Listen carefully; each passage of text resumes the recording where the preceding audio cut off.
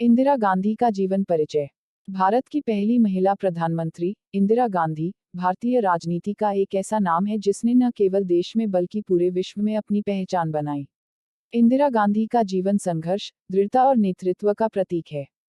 उनका जन्म 19 नवंबर 1917 को उत्तर प्रदेश के इलाहाबाद में एक समृद्ध और राजनीतिक रूप से सक्रिय परिवार में हुआ था। उनके पिता पंडित जवाहरलाल नेहरू स्वतंत्र भारत के पहले प्रधानमंत्री और उनकी माता कमला नेहरू एक समाजसेवी थी। इंदिरा गांधी का पूरा नाम इंदिरा प्रियदर्शिनी था। वे बचपन से ही एक बुद्धिमान और जिज्ञासु बालिका थी। उनके घर का माहौल राजनीतिक गतिविधियों से भरा रहता था, जिससे उन्होंने बचपन से ही नेतृत्व और राजनीति की समझ विकसित की।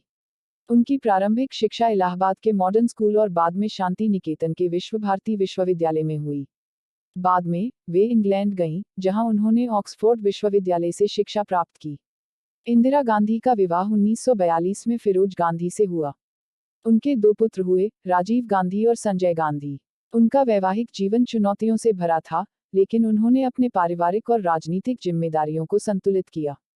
इंदिरा गांधी का राजनीतिक जीवन स्वतंत्रता संग्राम के दौरान सक्रिय रूप से शुरू हुआ। वे भारतीय राष्ट्रीय कांग्रेस के साथ जुड़ी और अपने पिता जवाहरलाल नेहरू के प्रधानमंत्री कार्यकाल के दौरान उनकी सहयोगी बनकर काम किया।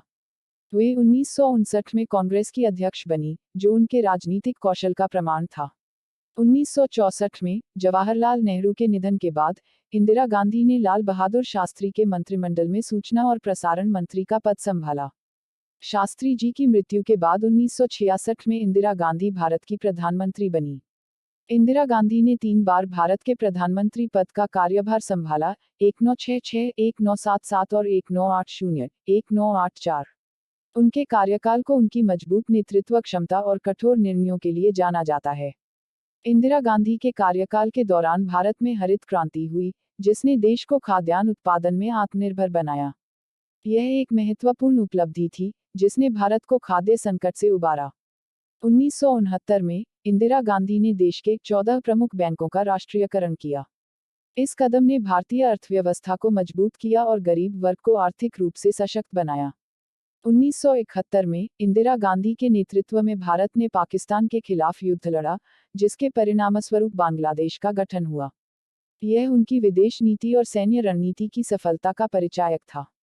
1975 में इंदिरा गांधी ने भारत में आपातकाल की घोषणा की। यह निर्णय उनके राजनीतिक जीवन का सबसे विवादास्पद कदम था। आपातकाल के दौरान नागरिक स्वतंत्रताओं पर प्रतिबंध लगाया गया और विपक्ष को दबाने के आरोप लगे। हालांकि इस दौर ने उनके राजनीतिक जीवन में उतार चढ़ाव लाया, लेकिन उन्होंने अपनी लोकप्रियता को बनाए रखा। 1984 में इंदिरा गांधी ने स्वर्ण मंदिर में छिपे सिख उग्रवादियों के खिलाफ ऑपरेशन ब्लू स्टार चलाया। यह कदम विवादास्पद साबित हुआ और इसके परिणामस्वरूप उनकी हत्या कर दी गई।